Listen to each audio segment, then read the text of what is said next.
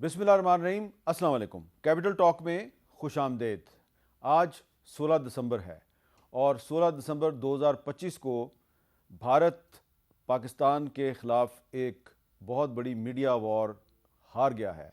ایک سال میں 2025 میں یہ بھارت کی میڈیا کے محاذ پہ دوسری شکست ہے، اور پہلی شکست آپ جانتے ہیں، پہلگام کے واقعے کے بعد بھارت نے پاکستان کے خلاف ایک کمپین شروع کی تھی جس میں بھارت جھوٹا ثابت ہوا، اور اب جو آسٹریلیا کے شہر سڈنی میں ایک حملہ ہوا تھا، تو حملے کے فوراً بعد جو انڈین میڈیا ہے اور انڈیا کے جو پرومیننٹ ٹی وی اینکرز ہیں، انہوں نے کہا کہ یہ دونوں دہشت گرد پاکستانی ہیں۔ تو یہ گوسوامی صاحب کہہ رہے ہیں the problem is Pakistan, the problem is not Pakistan, the problem is Indian media. کیوں کہ آپ کی بات کی تردید انڈین میڈیا نے آج کر دی۔ تو اب سوال یہ پیدا ہوتا ہے کہ جب بھی کوئی اس طرح کا واقعہ ہوتا ہے تو انڈین میڈیا اور انڈیا کی حکومت جو ہے وہ کیوں کوشش کرتی ہے کہ اس میں پاکستان کو انوالو کیا جائے، حالانکہ پاکستان خود دہشت گردی کا ایک بہت بڑا وکٹم ہے۔ اور آج ہے 16 دسمبر، اور 16 دسمبر 2014 کو پشاور میں آرمی پبلک اسکول میں کیا ہوا تھا یہ ہم سب کو یاد ہے۔ ہم آج بھی اس واقعے کو یاد کرتے ہیں، اپنے 144 جو شہداء ہیں ان کو یاد کرتے ہیں۔ تو اس کا مطلب یہ ہے کہ پاکستان دہشت گردی کا وکٹم ہے، لیکن پاکستان کو دہشت گرد ثابت کرنے کی کوشش ہوتی ہے، انڈیا کی طرف سے بھی، اسرائیل کی طرف سے بھی۔ لیکن ہم پاکستانی کیا دشمن کی سازشوں کو سمجھ رہے ہیں؟ کیونکہ ہم تو آپس میں لڑ رہے ہیں، ہم کے خلاف دعوے کرتے ہیں کہ تم غدار ہو، تم غدار ہو، تم غدار ہو، لیکن جو آپ کے اصل دشمن ہیں وہ آپ میں کوئی تفریق نہیں کرتے، وہ آپ سب کو دہشت گرد قرار دینے کی کوشش میں مصروف ہے۔ تو یہ ہمارا جو معاملہ ہے یہ کدھر جا رہا ہے، اس پہ گفتگو کے لیے ہمارے ساتھ موجود ہیں شہرام تراکئی صاحب، رکن قومی اسمبلی پاکستان تحریک انصاف سے ان کا تعلق ہے۔ ہمارے ساتھ موجود ہیں آج جناب کرنل ریٹائرڈ انعام الرحیم صاحب، یہ ماہر قانون ہیں، سابق ریٹائرڈ فوجی افسر بھی ہیں، لیکن ان کو ہم نے کیوں بلایا ہے؟ اس لیے بلایا کہ ان کو بھی غدار قرار دیا جا چکا ہے، ان کو بھی آفیشل سیکرٹ ایکٹ کی خلاف ورزی کے الزام میں گرفتار کیا جا چکا ہے ماضی میں۔ اور ہمارے ساتھ موجود ہیں میاں جویل لطیف صاحب، لاہور سے مسلم لیگ نون کے رہنما ہیں، اور ان کو بھی ہم نے اسی لیے بلایا ہے کہ یہ بھی کچھ عرصہ پہلے بغاوت کے مقدمے میں گرفتار ہوئے تھے، اور جو شہرام تراکئی صاحب ہیں ان پر تو دہشت گردی کے بہت سے مقدمات قائم ہیں۔ تو گفتگو کا آغاز کدھر سے کریں شہرام تراکئی صاحب؟ کوئی ماضی کا دہشت گرد ہے، کوئی آج کا دہشت گرد ہے، کوئی ماضی کا غدار ہے، کوئی آج کا غدار ہے، لیکن یہ جو ہمارا ملک ہے اسلامی جمہوریہ پاکستان، اس میں یہ جو غدار قرار دینے کی روایت ہے، ایک دوسرے کو ہم ملک دشمن قرار دیتے ہیں، آپ کو لگتا ہے کہ یہ کبھی ختم ہوگی یا نہیں ہوگی؟ شکریہ حامد میر صاحب، انتہائی افسوس ہے کیونکہ جیسے ہی آپ نے کہا مجھ پہ تو خود اس وقت میرے خیال سے کوئی 11-12 دہشت گردی کے دعوے ہیں۔ میں قومی اسمبلی کا ممبر ہوں، تقریباً میرے لوگوں نے مجھے میں غیر موجود تھا، نہیں تھا الیکشن میں، تقریباً کوئی 1,24,000 کے قریب مجھے ووٹ لیے، اور میں فارم 45 والا میں نہیں ہوں، 47 والا نہیں ہوں، تو جنون ہوں۔ لیکن اس کے بعد جو حالات بنے، جو چیزیں ہوئیں، آپ نے بات شروع کی، اس کو اینڈ ہونا چاہیے۔ آج ایک غدار ہے، کل کوئی اور ہوگا، ہم سے پہلے کوئی اور تھے، ان سے پہلے کوئی اور تھے۔ یہ غداری کے سرٹیفکیٹ ہم نے اتنے بانٹ لیے کہ جو اگر جنون غدار ہوگا وہ جنون غدار ڈکلیئر نہیں ہوگا، اس پہ لوگ کوئی یقین نہیں کریں گے، کیونکہ سرٹیفکیٹ چوک میں آپ کہیں بھی کھڑے ہو جائیں، کسی کا بھی نام وہ تیار پڑھو، لوگ کہتے ہیں جی ڈراور میں پڑھا ہے، نکال کے نام لکھ کے دے دیں۔ اور ہم نے اچیو کیا آج عمران خان کو کہتے ہیں کہ یہ غدار ہے، جو اس ملک کا سب سے پاپولر لیڈر ہے، اس کی کنٹریبیوشن ہے، وزیر اعظم ہے، اس سے پہلے اور اس سے پہلے اور، تو اچیومنٹ زیرو ہے اس معاملے میں۔ ملک کا کوئی ہم نے فائدہ نہیں کیا، ملک کا ہم نے نقصان کیا، اور ہم نے ٹائم اینڈ اگین کبھی ایک کو غدار قرار دے دیا، پھر ٹائم ثابت کیا کہ جی اس کو کلیئر کر کے دوسرے کو غدار قرار دیا، پھر کوئی تیسرا، پھر کوئی چوتھا۔ تو مطلب، اور یہ کہیں پہ کسی بھی ملک میں آپ اٹھا کے دیکھ لیں، ہم سے رول آف لاء میں شاید اس وقت تو شاید ہی کوئی خراب ہو، لیکن ہم سے بہت سارے ملک بہت ساری چیزوں میں خراب کبھی تھے، انہوں نے بھی کبھی ایسے غداری کے سرٹیفکیٹ نہیں بانٹے جو اس ملک میں بانٹے گئے۔ اور اس ملک کا ہم نے فائدہ، ایک غداری کے سرٹیفکیٹ کا ایک فائدہ دکھا دے جو اور ایسے کیا کہ چلیں ذرا ان سے اب کرنل انعام الرحیم صاحب سے پوچھتے ہیں نا۔ کرنل صاحب، آپ تو ایک سابق فوجی افسر تھے، تو یہ مجھے 2020 کا واقعہ یاد ہے جب آپ کو گھر سے اٹھایا گیا تھا, تو کیوں آپ کو اٹھایا گیا تھا اور پھر عدالت میں کہا گیا جی کہ یہ آپ ایک آفیشیل سیکرٹ ایکٹ کی خلاف ورزی کے الزام میں گرفتار کیا گیا آپ کو, اور اس وقت میں نے ٹویٹ بھی کی تھی آپ کے لیے, اور اب آپ میرے سامنے بیٹھے ہیں, تو ذرا بتائیں یہ 2020 میں آپ کو کیوں گرفتار ہوا تھا, کس نے گرفتار کرایا تھا؟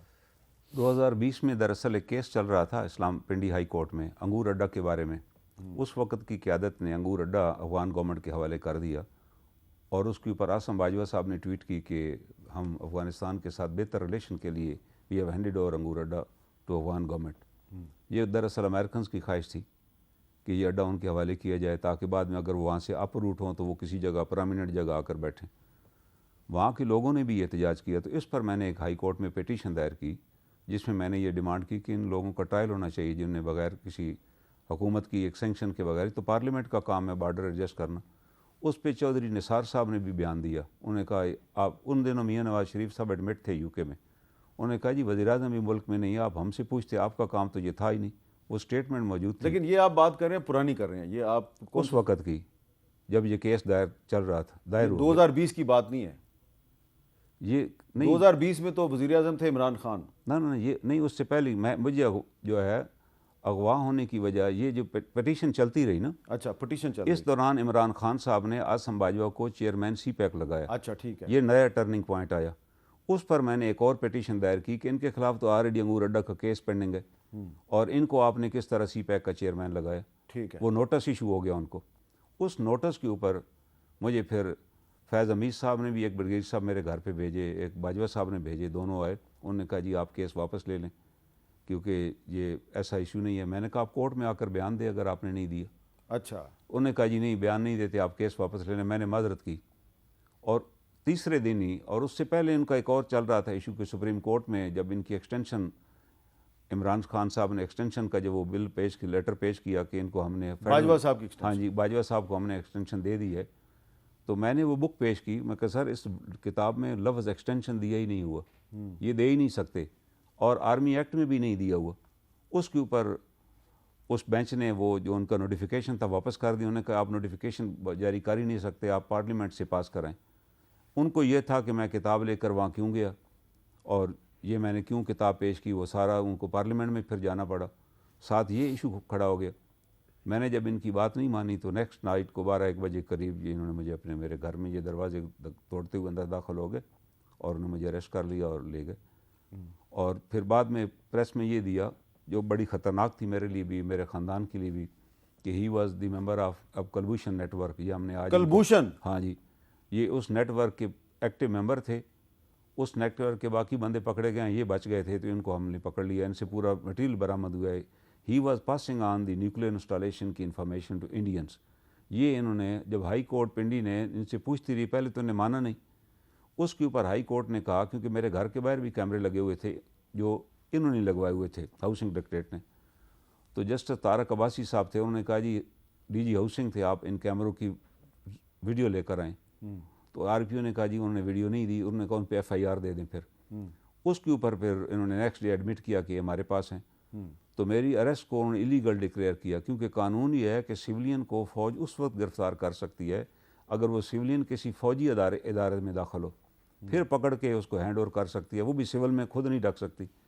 تو میرے فیصلے میں جج صاحب نے لکھا کہ یار یہ گھر پہ سوئے ہوئے تھے, آپ نے گھر سے کس قانون کے تحت اٹھایا, اور انہوں نے میری اریسٹ ایلیگل ڈکلیئر کی. یہ سپریم کورٹ چلے گئے, وہاں ایک ریکارڈ چیمبر میں جا کر پیش کیا کہ یہ ان کے لیپ ٹاپ سے نکلا ہے. اور بعد میں میری, کیونکہ مجھے انہوں نے ایک ایسے کولڈ سٹوریج میں انہوں نے فیض حمید صاحب نے رکھوایا جس کا ٹیمپریچر بلو 0 تھا, تو وہ میں 24 گھنٹوں کے بعد تو میرا بی پی وغیرہ ایوری تھنگ وینٹ آف. تو اس پہ جب میری کنڈیشن بڑی کرٹیکل ہوگی, روزانہ مجھے ہاسپٹل لے جایا جاتا, تو انہوں نے کہا جی ان کی طبیعت ٹھیک نہیں ہے, کیونکہ ڈاکٹروں نے کہا جی یہ تو مستقل انڈر سپرویژن رہنا چاہیے ان کو. تو انہوں نے کہا جی اگر اپنے پاس جو اپنا لیپ ٹاپ ہے اس کا پاس ورڈ بتا دیں تو ہم رہا کر دیں گے. تو اس پہ ججز نے کہا یار اگر آپ کے پاس لیپ ٹاپ کا پاس ورڈ ہی نہیں ہے تو یہ آپ نے میٹیریل کہاں سے نکالا. دے بڑے ایمبیرس ہو گئے. میرا بیٹا بھی کورٹ میں موجود تھا, اس نے کہا جی ہمارے گھر سے تو لیپ ٹاپ بھی نہیں لے کر گئے, کوئی لیپ ٹاپ نہیں لے جائے گا. تو then naturally they have to release me, اور اس طرح میں ریلیز ہوا. جی جاوید لطیف صاحب, آپ بھی بغاوت کے الزام میں گرفتار ہوئے تھے, اور آپ پر تشدد بھی ہوا تھا، آپ نے اشاروں کنایوں میں کبھی اس کا ذکر کیا لیکن کبھی کھل کے بات نہیں کی، تو ذرا بتائیں گے کہ آپ نے کون سی ملک دشمنی کی تھی، آپ کو کیوں تشدد کا نشانہ بنایا جاتا تھا؟ حامد میر صاحب، اے پی ایس اسکول کا آپ نے ذکر کیا، بڑا افسوسناک واقعہ تھا، بڑا آج تک تکلیف ہے اس کی، اور اسی طرح سکوت ڈھاکہ بھی 16 دسمبر تھا۔ اب جو بات انعام رحیم صاحب بات کر رہے ہیں، یقیناً اس شخص سے، بلکہ میں اس جنرل فیض حمید صاحب کو تو کہوں گا ایک قومی مجرم تھے۔ قومی مجرم کس طرح میں کہوں گا، ایک سرکاری ڈان جو ہوتا ہے نا، ایک ڈان ہوتے ہیں جو مختلف علاقوں میں پائے جاتے ہیں اور انہوں نے اپنے سیل، ٹارچر سیل بنائے ہوتے ہیں، یہ سرکار کے وسائل، سرکار کے انویسٹیگیشن سیل جو تھے، یہ ان کو ذاتی استعمال کے لیے استعمال کرتے تھے ان جگہوں کو۔ مجھے یاد ہے، بلکہ میں نے اوپن یہ کورٹ میں کہا تھا جب مجھے کافی 4-6 مہینے بعد کورٹ میں انہوں نے پیش کیا، تو جو انویسٹیگیشن کر رہے تھے صاحب، انہوں نے کورٹ میں بیان دیا کہ انہوں نے بہت سے انکشاف کیے ہیں، لہٰذا مجھے اور ریمانڈ چاہیے۔ تو جج صاحب نے پوچھا کہ کون سے انکشافات کیے ہیں؟ انہوں نے کہا جی کہ ان کے مودی سے، جو انڈیا کے پرائم منسٹر ہیں، ان سے رابطے جو ہیں وہ ثابت ہوئے ہیں کلبوشن کے ذریعے۔ اچھا جو میرے بھائی صاحب ذکر کر، ٹھیک ہے تو میں نے ان کو کہا کہ جتنا میرے پہ انہوں نے تشدد کیا ہے، اور ایک دفعہ تو مجھے یاد ہے کہ اتنا انہوں نے مارا کہ ایک بریگیڈیئر صاحب جو تھے وہ مجھے کہنے لگے کہ یار جان چھڑا اپنی بھی تے ساڈی بھی، وہ تیریاں چیخاں سننا چاہتا ہے جنرل فیض حمید، تو رولا پا تینوں مارتے رہے ہی ہیں تاکہ تیری وہ جان چھوڑے، وہ اس کو تسکین ہو۔ تو میں نے کہا یار یہ عجیب بات ہے، میں نے اپنی زبان جو ہے نا وہ اپنے دانتوں کے نیچے اس لیے لے لی کہ کہیں ان کی مار کٹائی سے میری چیخ نہ نکل جائے، تاکہ اس کو تسکین نہ پہنچے، میں مرتا ہوں مر جاؤں مگر کم از کم اس کو تسکین نہ پہنچے۔ تو بات یہ ہے کہ میں نے ان سے کہا کہ جتنا انہوں نے میرے پہ تشدد کیا جج صاحب، یہ تو کلبوشن کا اس طرح ریمانڈ لیتے یا اس طرح اس کی انویسٹیگیشن کرتے تو وہ تو پاکستان کے تمام مسائل جو ہیں، جو کرپشن ہے، جو دہشت گردی ہے، سب کو مان لیتا، بلکہ وہ کہتا کہ دنیا میں جو کچھ ہو رہا ہے وہ بھی میں نے کیا ہے۔ تو بس کریں یار، نہ کریں اس طرح۔ مگر میں نے جو اس کو قومی مجرم کہا ہے نا حامد میر صاحب، اس کی ایک وجہ ہے، اس شخص نے سرکاری ریاستی وسائل کے استعمال سے پاکستان کے چاروں ستون جو تھے وہ ہلا کے رکھ دیے، پاکستان کی اینٹ سے اینٹ بجا دی اس شخص نے۔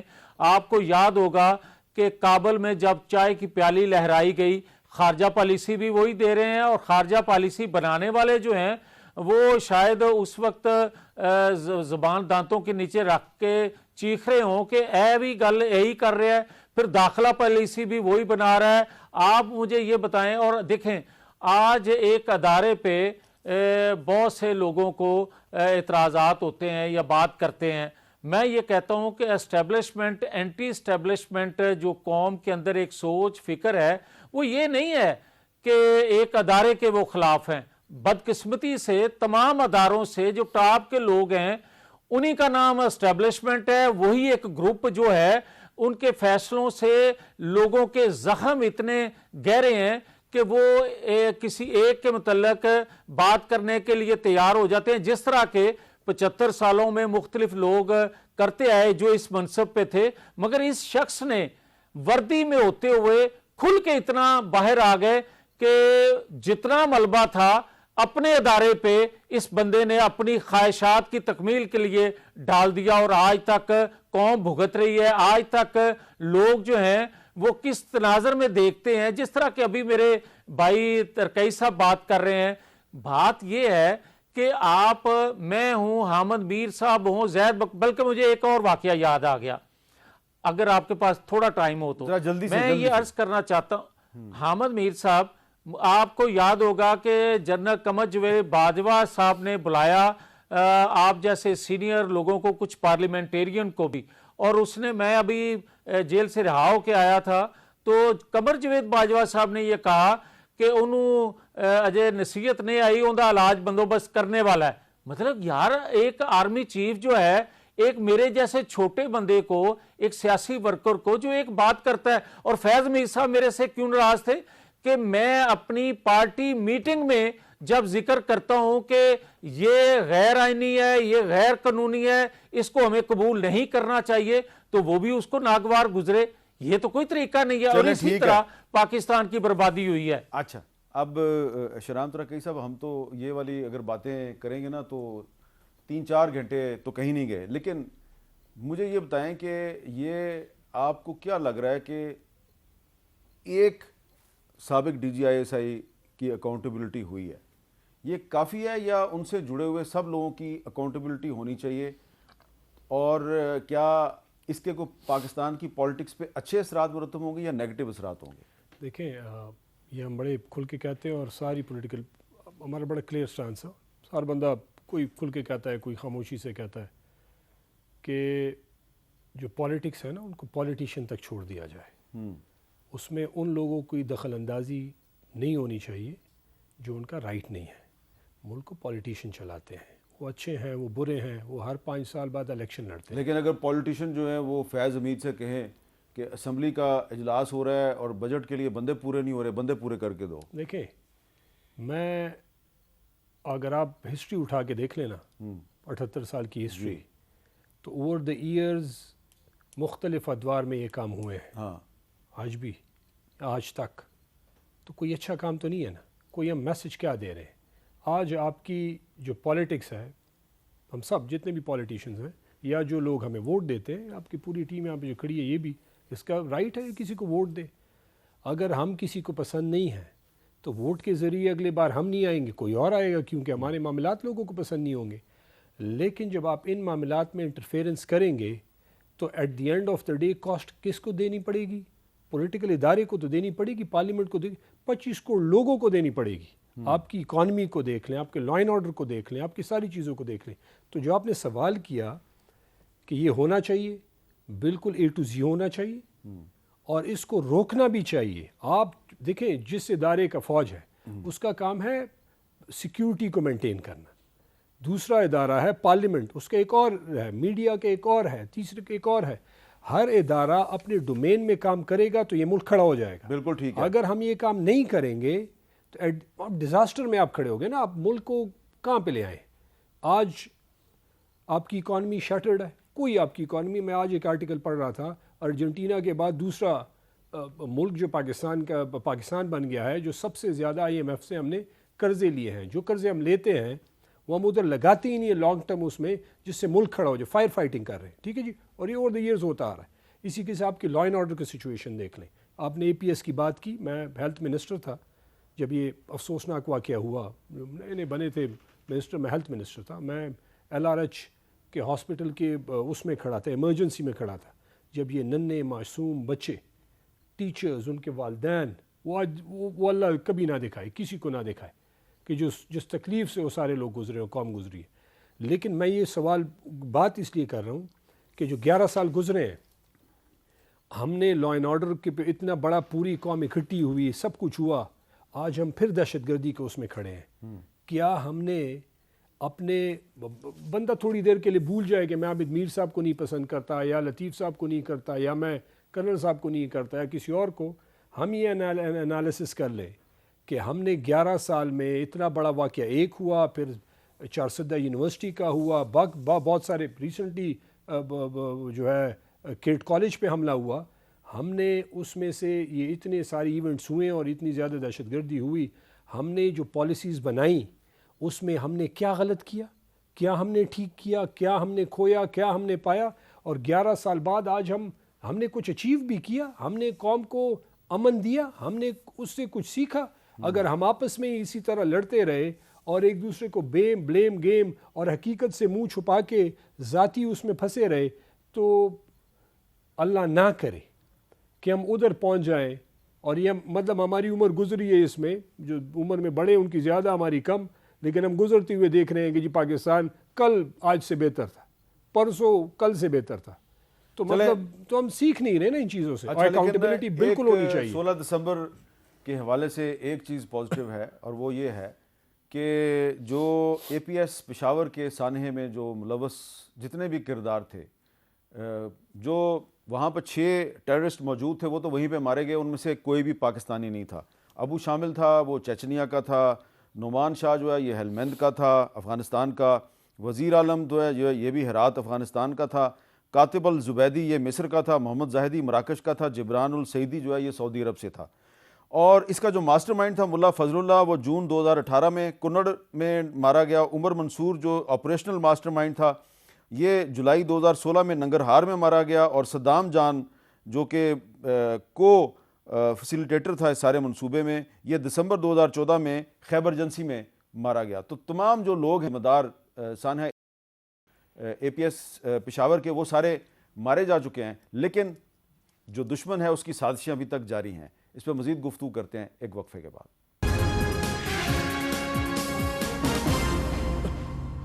کیپٹل ٹاک میں دوبارہ خوش آمدید۔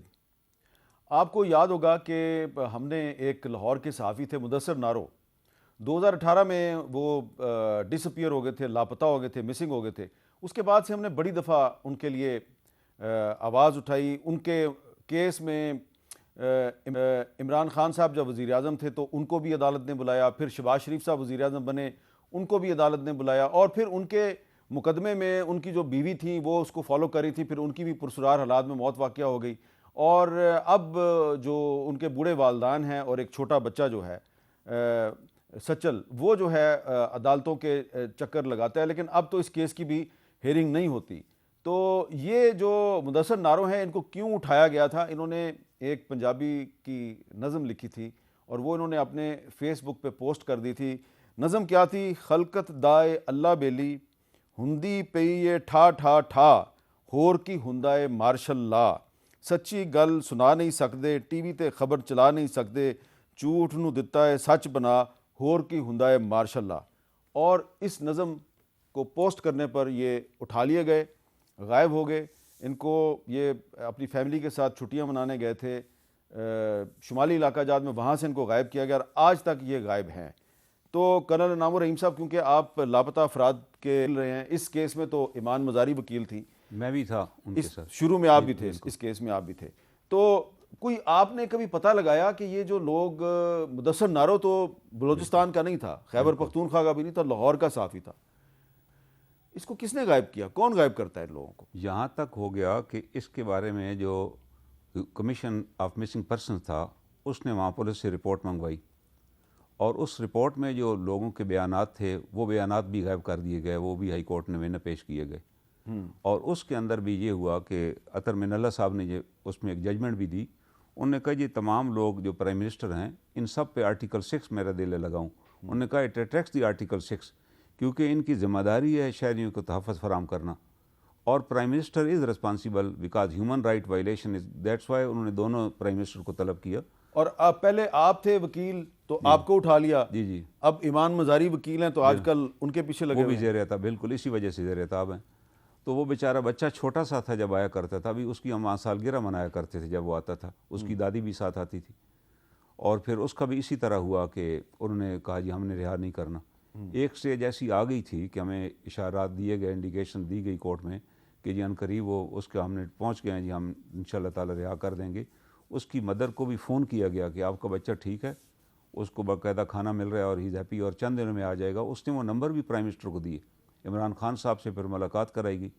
انہوں نے عطر من اللہ صاحب نے کہا کہ آپ جا کر ملیں، انہوں نے کہا مجھے تو اس کیس کا پہلے پتہ ہی چلے نہیں وہ تھا۔ تو عمران خان تھے نا، بعد میں شہباز شریف صاحب آئے کورٹ میں، اس کے بچے سے ملاقات کی، اس سے وعدہ کیا کہ بیٹا میں آپ کو آپ کا والد ملواؤں گا۔ انہوں نے باقاعدہ کمٹمنٹ کی، اور اس کے بعد وہ بھی کچھ نہ کر سکے۔ ٹھیک ہے۔ اور اس کے بعد مریم صاحبہ بھی تشریف لائیں ایک دن، انہوں نے بھی بچے کو گود لیا اور کہا کہ یہ بڑا بچے کے ساتھ ظلم ہے اور ہم اس کے لیے کھڑے ہیں اور آواز بلند کریں گے۔ لیکن جب وہ بھی وزیر اعلیٰ بن گئیں تو اس کے بعد وہاں بھی پھر خاموشی آپ کا چھا کیا گئی۔ خیال ہے کہ فیض حمید صاحب سے پوچھا جانا چاہیے کہ یہ کہاں ہے؟ ان سے پوچھا جانا چاہیے، ان کے دور میں جتنے مسنگ پرسنز ہیں ہی از ریسپانسیبل فار دیٹ، مجھے اس میں کوئی ڈاؤٹ نہیں ہے۔ اگر مجھے میرے جیسے ایک ایڈوکیٹ کو جو تاحیات ممبر ہے بار کا، اس کو اگر اٹھایا کے غائب کیا جا سکتا ہے اور یہ بتایا جا سکتا ہے۔ بعد میں ایک ڈائریکٹر ریگل تھے آرمی کے جو اس میٹنگ میں شامل تھے جب مجھے اٹھا لیا گیا اور باجوہ صاحب نے میٹنگ طلب کی، انہوں نے کہا کہ اگلے 10 سال تک اس کا نام نہیں آنا چاہیے، he should remain missing for last 10 years. آپ میرے بارے میں اس ڈائریکٹر نے کہا کہ سر یہ تھوڑا مشکل ہوگا کیونکہ ہی این ایڈوکیٹ آلسو. یہ کس کی خواہش تھی باجوہ صاحب نے کہا کہ کرنل انعام الرحیم اگلے 10 سال he should not be heard, missing رہے. مسنگ رہے جس طرح باقیوں کی فیملیاں بھاگ رہی ہیں. Let their family run around. تو انعام الرحیم صاحب پھر جنرل فیض کا صرف اکاؤنٹیبلٹی کرنا مناسب ہے کیا اس کے ساتھ باجوہ صاحب کی نہیں ہونی؟ میں نے تو جب میں باہر واپس آیا نا جہاں کو تو میں نے باقاعدہ کمپلینٹ لانچ کی. تھانہ مورگا میں میری کمپلینٹ موجود ہے جس کے اندر میں نے جنرل باجوہ اور جنرل فیض حمید دونوں کے بارے میں کمپلینٹ کی کہ انہوں نے مجھے اس طرح دھمکی دی تھی 3 دن پہلے اور 3 دن بعد اغوا کیا گیا اور میری حراست کو ہائی کورٹ نے ڈکلیئر کیا کہ یہ غیر قانونی حراست میں چلے. اچھا جاوید لطیف وہ صاحب ابھی تک پینڈنگ ہے وہاں پر. جاوید لطیف صاحب آپ کی پارٹی کے قائد نواز شریف صاحب جو ہیں وہ شروع میں تو کہتے تھے کہ سب کا احتساب ہونا چاہیے لیکن اب کچھ دنوں سے وہ اب باجوہ صاحب کا نام نہیں لیتے. آپ تو خیر لیتے ہیں ابھی بھی لیکن آپ کی پارٹی جو ہے وہ باجوہ صاحب کے معاملے پہ تھوڑی نرم ہے. کیا اس کی کوئی خاص وجہ ہے؟ میں حامد میر صاحب آپ کے سوال پہ آنے سے پہلے اگر اجازت دیں تو جو بات ہو رہی ہے نا اس پہ ایک جملہ کہنا چاہتا ہوں. میں ایک اسٹینڈنگ کمیٹی نیشنل اسمبلی کا چیئرمین تھا جب ابصار عالم اور حامد میر اور ان کے کیسز یا ان پہ جو فائرنگ ہوئی تھی اس حوالے سے میں جب بلایا کرتا تھا وزیر داخلہ کو اور وزیر انفارمیشن کو تو مجھے ایک دن پیغام ملا کہ روڈ پہ ایکسیڈنٹ بہت ہوتے ہیں اور حامد میر یا ابصار عالم یا متی اللہ جان کا بھی آپ جانتے ہیں. آپ کے پروگرام میں آپ کا بار بار نام لینا کوئی اچھا نہیں ہے. میں اور مختلف پروگراموں میں یہ ذکر کرتا رہتا ہوں مگر بات یہ ہے کہ اگر آپ فیض حمید کا ذکر کریں تو فیض حمید سے پہلے بھی بہت کچھ ہوتا رہا ہے مگر اتنا کچھ نہیں ہوتا تھا جو جنرل فیض حمید نے کر کے ہاؤسنگ سوسائٹیاں بڑی جو تھیں ان کو دیکھتے تھے فیض حمید صاحب اور جو چھوٹی چھوٹی مختلف پاکستان کے جگہوں میں ضلعوں میں تھی اس کو اس کے کرندے جو تھے اس کے چھوٹے جو لوگ تھے وہ دیکھتے تھے. اب آ جائیں جو آپ نے سوال کیا ہے کہ نواز شریف کیوں نہیں بولتے. بھائی بات یہ ہے کہ نواز شریف بولے تھے گجرانوالا انہوں نے جب طاقت ان میں تھی اور ان کی طاقت کی بلندیاں آسمان کو چھو رہی تھیں اس وقت وہ 5 نام لیے تھے. وہ الگ بات ہے کہ اسٹیج سے ہمارے ہی لوگوں نے چھلانگے لگا کے کچھ نے اپنی ٹانگیں بھی توڑوا لی تھی کہ ایک ہی ہو گیا. ہمارے اتحادی بھی ہمیں آنکھیں دکھا رہے تھے کہ ایک ہی تسی پنڈورا بکس کھول دیتا ہے. مگر نواز شریف گرے پہ بات نہیں کرتا. میں جانتا ہوں نواز شریف کی طبیعت کو. نواز شریف نے طاقت میں وہ لوگ تھے للکارا جب وہ گرا ہوا ہے یا کمزور ہے یا کٹہرے میں ہے تو اس وقت ان کا نام نہیں لے. گرا ہوا یا کمزور دیکھیں نا آپ پاکستان میں رہتے ہیں نا اکاؤنٹیبلٹی تو اسی وقت ہوتی ہے نا کہ جب ان کے پاس اختیار نہیں ہوگا. اب اگر آپ کہیں جی کہ جو بندہ جو ہے اس وقت اپنے عہدے پہ بیٹھا ہوا ہے تو اس کا تو آپ نام بھی نہیں لے سکتے تو اس کی اکاؤنٹیبلٹی کیسی ہوگی؟ اکاؤنٹیبلٹی تو اسی کی ہوگی نا جو آپ اپنے عہدے پہ نہیں بیٹھا ہوا. ثبوت تو اسی کے. ورنہ تو کرنل انعام الرحیم صاحب جو ہیں وہ 10 سال تک اگر ان کو مسنگ کر دیا جاتا تو پھر ہم کہاں سے ان کے ساتھ بات چیت کرتے؟ تو آپ حامد میر جانتے ہیں پھر نواز شریف 2/3 اکثریت رکھنے والا تکڑا آدمی اور بڑی مضبوط اصحاب کا وہ بار بار اپنی حکومت گنواتا رہا مگر اس نے پرویز مشرف کا کیس یا ٹرائل کرنے کا جو عہد کیا یا سوچا پھر اس کے ساتھ جو کچھ 2014 سے ہوا آج تک ہوتا آ رہا ہے اور آج تک وہ سوچ بدلی نہیں ہے. مگر میں ایک چیز ضرور کہنا چاہتا ہوں کہ جنرل فیض حمید صاحب اکیلے نہیں تھے. حامد میر صاحب ٹھیک ہے اس کی جڑیں آج بھی ادارے کے اندر یا دیگر اداروں کے اندر موجود ہیں. مگر بدقسمتی سے کوئی اس چیپٹر کو کھولنے کے لیے تیار ہی نہیں ہے. صرف فیض حمید کو پکڑ کے آپ کہہ دیں کہ سب ٹھیک ہو گیا, یہ ٹھیک نہیں ہے. آپ کو ایک چیز میں بتانا چاہتا ہوں. آج پنجاب کے سابق وزیر اعلیٰ میاں منظور احمد بھٹو صاحب جو ہیں وہ ان کا انتقال ہو گیا ہے. بھٹو صاحب وہ ایک دفعہ ہمارے شو پہ آئے تھے اور ان کے ساتھ جاوید ہاشمی صاحب بھی تھے اور طارق عظیم صاحب بھی تھے. تو بھٹو صاحب جو ہیں انہوں نے ایک ایسی بات کی تھی جو ان کے دنیا سے چلے جانے کے بعد مجھے لگ رہا ہے کہ آپ کو سنوانی بڑی ضروری ہے. ذرا سنیں. کہ میں یہ سمجھتا ہوں کہ اس وقت ہمیں ماضی کو دفن کرنا چاہیے اور پولیٹیکل لیڈرشپ جو ہے اس کو مستقبل کے بارے میں سوچنا چاہیے اور ہمارے اختلافات، ہماری رنجشیں، جیلوں میں جانا، تکلیفیں، دکھ سب کو ختم کر کے ہمیں ایک قومی مفاہمت کے جذبے کے تحت آگے بڑھنا چاہیے تاکہ ہم ملک کے مسائل کو حل کریں۔ جی، قومی مفاہمت کے جذبے کے تحت ہمیں آگے بڑھنا چاہیے۔ بات تو کہہ دی منظور بھٹو صاحب نے، کیا یہ پاسبل ہے؟ اس پہ مزید گفتگو کرتے ہیں ایک وقفے کے بعد۔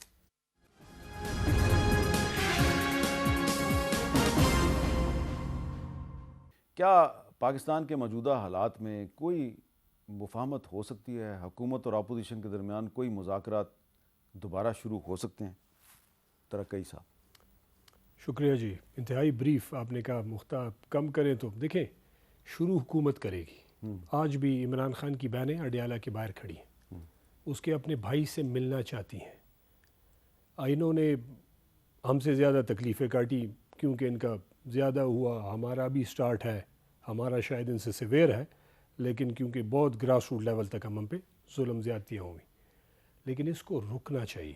اب رکے گا تب جب جو اقتدار میں بیٹھا ہے وہ بہتری کی طرف لے کے جائے گا۔ میں نے کہا عمران خان کی بہنیں ہفتہ پہلے رات کے 2:30 بجے واٹر کینن خواتین پہ، مطلب ظلم کا نیکسٹ لیول ہے، نفرت اس لیول پہ پہنچ گئی ہے کہ ادھر سے واپسی کا کوئی کچھ آج پھر بیٹھی ہوں۔ آپ کے خیال میں ان کے ساتھ جو ہوا وہ غلط ہوا؟ ان پہ دسمبر کی رات کو واٹر کینن کے ذریعے ان پر بچھاڑ نہیں کرنی چاہیے تھی پانی کی، لیکن کیا ان کو انڈیا کے ٹی وی چینل پہ جا کے کوئی انٹرویو دینا چاہیے تھا؟ دیکھیں، آپ کھل کے اپنی میڈیا پہ بات نہیں کر سکتے، انہوں نے ایسی کوئی بات نہیں کی جو ملک کے خلاف ہو۔ بس ٹھیک ہے، ٹھیک ہے، جسٹیفائی کر دیا۔ اور آپ جو ہے اپنے چینل پہ بیٹھ کے، آپ کے یا کسی بھی چینل پہ بیٹھ کے آپ حقیقت پہ اگر بات نہیں کریں گے تو جہاں جہاں سے آپ کو بات کرنے کا ہوگا تو وہ آپ بات کریں گے، اور انڈیا کے چینل پہ بیٹھ کے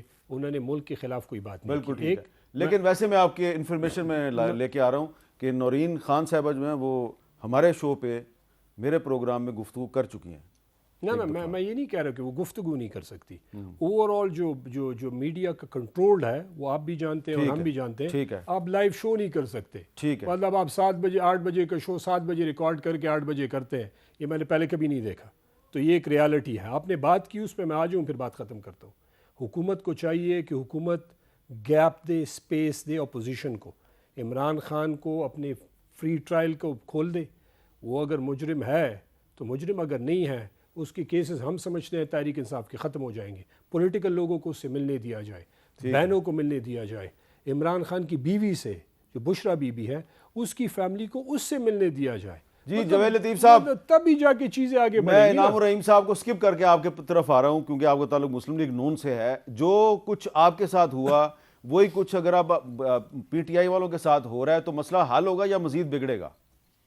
نہیں حامد میر صاحب، یہ کوئی جسٹیفیکیشن نہیں جو میں بات کرنے لگا ہوں، لیکن شہرام صاحب کی خدمت میں یہ ضرور عرض کروں گا، مئی جون کے مہینوں میں کسی کی ماں کو 4 کور 6 کور رکھا جائے، میری ماں کو رکھا گیا، اور یہ بھی کسی کی بیٹی ہے مریم نواز شریف جو اس کے ساتھ کیمرے لگا کے کیا جاتا تھا، یا آصف علی زرداری کی بہن ہے فریال تارپور، کس طرح اٹھایا گیا تھا۔ میں پہلے کہہ چکا ہوں، تو اس کا مطلب یہ ہے کہ کوئی مفاہمت ممکن نہیں ہے، کوئی مفاہمت ممکن نہیں ہے۔ نہیں، اس کے باوجود بھی میں یہ کہوں گا کہ کسی نے 9-10 مئی نہیں کیا تھا، 26 نومبر بھی نہیں کیا تھا۔ ان کو چاہیے کہ ریاست کے خلاف نہ چلیں، ان سے بات ہو سکتی ہے، مگر ریاست مخالف بیانیہ یا ریاست مخالف تحریکیں جو ہیں ان لوگوں کے ساتھ کبھی بھی ریاست بات نہیں کیا کرتی۔ حکومت تو دور کی بات ہے، مگر حکومت کو سیاسی لوگوں کے ساتھ بیٹھ کے بات کرنی چاہیے، راستہ نکالنا چاہیے، ان کو بھی چاہیے کہ ریاست کے خلاف نہ چلیں۔ بہت بہت شکریہ آپ تینوں کا، بہت بہت شکریہ۔ وقت ختم ہو گیا، ورنہ میں بھی کچھ اس صورتحال پہ تھا۔ پھر کسی وقت اجازت دیجیے، اللہ حافظ۔